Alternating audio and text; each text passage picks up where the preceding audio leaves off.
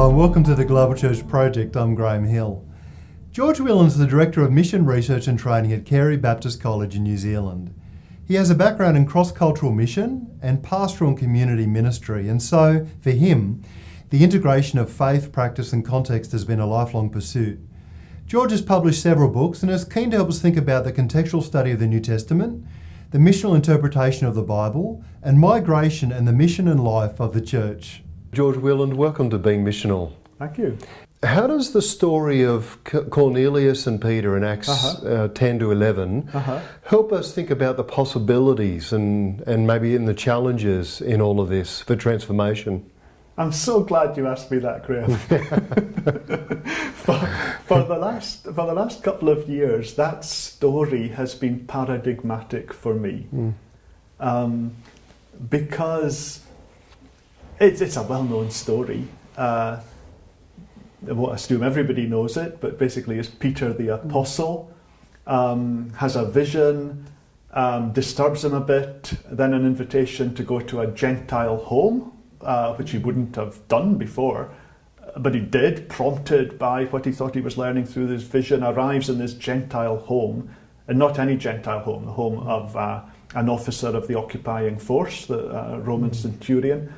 And to his utter astonishment, he finds God active in that Gentile home in the same way that he'd been active in Jerusalem on the great day of Pentecost. And so Peter, in his consternation, has to turn to his fellow Jews who are with them and say, well, we can't deny baptism to these people. We've got to include them because God has clearly given them the entry into faith. And so it's a big turnaround, but sometimes it's described as the conversion of Cornelius. In fact, the one who's converted is Peter, the missionary. And in the context of intercultural engagement, this is spoken very, very powerfully to me, because it begins with, here's the thing, although in the reading of the story and the telling of the story as I've just told it, we've got Peter the Apostle, how he goes, in fact that's not how Luke, the author of Acts, tells the story. The story of Peter's mission to Cornelius doesn't begin with the missionary, it begins with the one to whom the missionary was sent, with God already active there, and already in conversation with this Gentile, who is not part of the Jesus community, and as far as Peter was concerned, was not part of the people of God, although he may have been a decent guy who was quite friendly towards the local synagogue. But it begins with him, and God dealing with him and responding to his prayers and offering him the opportunity to discover more. And so that's where it begins. And for me, that's part of the paradigm shift in terms of any kind of missional engagement, but particularly in this intercultural, cross-cultural. It's the recognition that God has begun there in what to me is the other. Secondly, I have to be prepared if God is going to use me in engagement with the other. And that involves a shift. And I must admit that in a previous existence, I'm quite sure the first time as a young pastor I preached through Acts, that I probably saw that story as one of, you learn your theology, and then when you've got to sort it out, off you go and apply it. So here's a story. Peter has a bit of a dream, he sorts his theology out, and then off he goes and applies it. On closer reading, that's not what's happening at all. He has an experience of God which disturbs him deeply. He's challenged to eat food that as a Jew he is not allowed to eat. And then it seems that a voice from heaven is telling him, the rules have changed. Don't you call impure what I have cleaned up, what I've called clean. So he's like, God, what am I going to do with this? And then immediately, and Luke tells us 3 times as he was still thinking about this while this was going on, then there are 3 Gentiles at the door, unclean people. And so while Peter's still thinking, what does this mean? I mustn't call unclean what God makes clean. And there's a knock at the door. Hey, there's 3 unclean people at the door. Oh, actually, God is telling me I mustn't call them unclean. So that takes him to the next uncomfortable step. So now he's really in liminal space, engaging, having to give hospitality to these people whom he wouldn't normally have dealt with. And then even worse, he has to make the journey and receive hospitality from a Gentile, entering into the Gentile home. But it's in that process of awkward, difficult, uncomfortable obedience that his theology begins to be broadened and opened up and becomes more in line with what God is intending. There's a little phrase where it describes Peter meeting Cornelius. Cornelius begins to explain about his experience, and then Peter goes in, finds the house crowded with people who are all waiting to hear from him. And he says, oh, so now I am understanding, now I'm getting this. It's actually a present tense verb in the Greek. It's often in English, it sounds more like something that's already happened.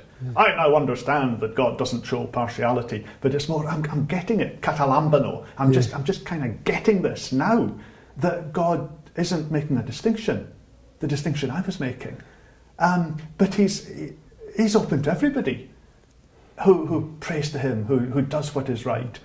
And so he just begins to talk about Jesus, and as he talks about Jesus, the Spirit comes on those who are in that house.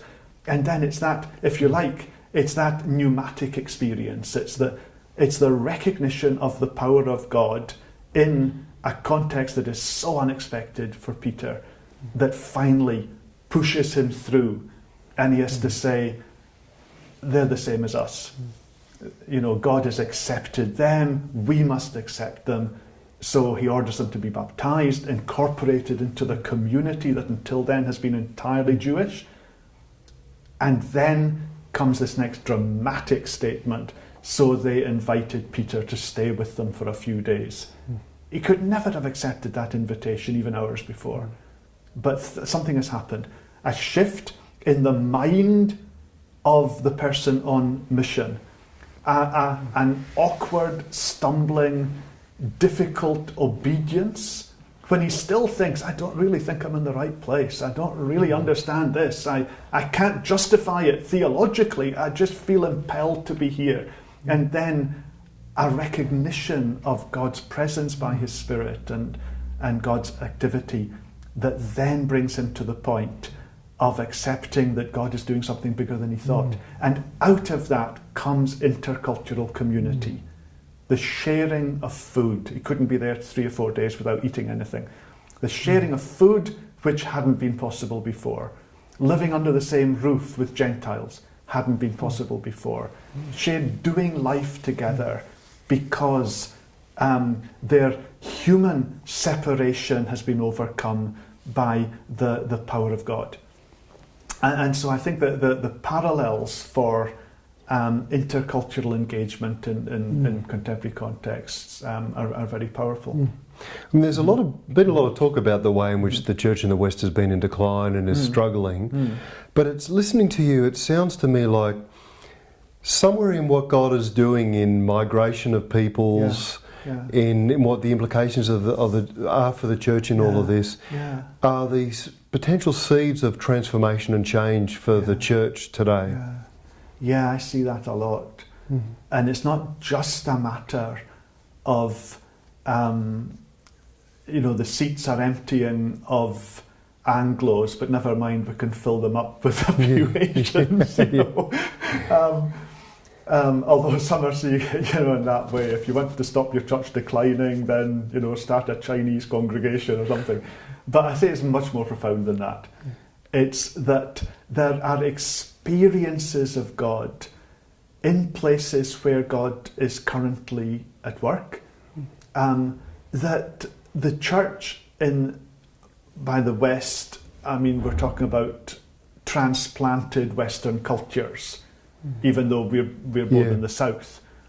So it's a little bit different. But Western culture churches, heirs of the Western Reformation particularly, are in decline and have a faith that has suffered some atrophy, and rich in theological resources, poor in spiritual power. And now we're receiving an infusion of life from places, locations, experiences which may seem not to have that wealth of theological heritage, but certainly have that immediacy of the experience of God at work. And often in contexts where it is very difficult to be a follower of Jesus, or where the church is relatively young.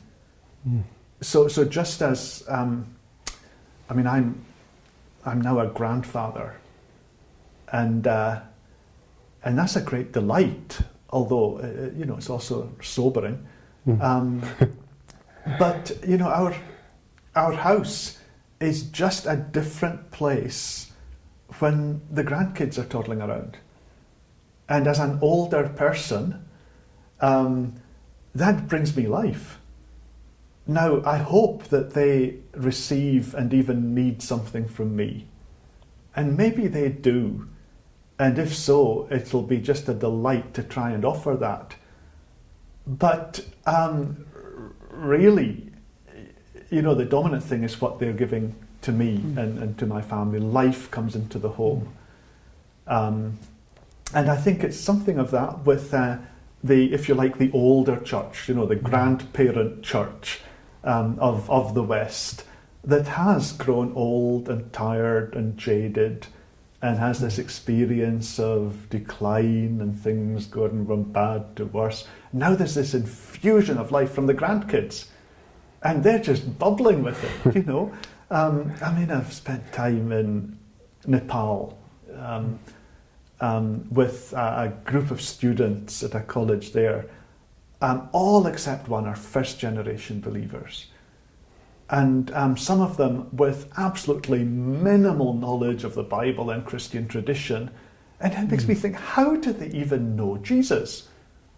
When they haven't had the upbringing, and I said to some of them, look, how do you know Jesus? And often it's an experience of power that has opened their eyes, but they know him. And now they have this voracious appetite to know more. And the faith means so much. With some of the Chinese churches, one Chinese pastor in Auckland was telling me about their church camp. And a church camp for a Kiwi church, it's the usual thing. Friday night you turn up, nothing too serious, people are settling in, chilling, a few games. Saturday morning you maybe have the compulsory session, a bit of teaching, and then everybody has lunch and off they go, and the games. Saturday night concert, Sunday morning, a bit of a service, and then, you're away. He said, oh, no, we're studying John's Gospel in our church camp. So we have maybe we'll fit in 8 sessions over the 2.5 days. And of course we have to leave time for prayer meetings between the teaching sessions. and then he says, it's open to all our church, but the only requirement is that they have to do the preparatory reading. What's that? They have to read John's Gospel 50 times in preparation so that they can be really open to the Word of God. Just such a difference. Now our Kiwi friends and this Scottish Kiwi is thinking 50 times, my goodness. And don't you get a break? But for them, from a context where the opportunity to learn is so precious and often so dearly bought, their attitude to their faith and the importance of it is so much greater. So life comes in, and that can, and I see it invigorating some of those more jaded, older, not necessarily older in terms of the age of the people, but older in terms of Christian tradition. George Whelan, thank you for joining us at Being Missional. My pleasure, thank you. The Global Church Project is located at www.theglobalchurchproject.com. On our website you'll find a wide range of interviews and resources for colleges, universities and churches. I look forward to your company next time. From me, goodbye.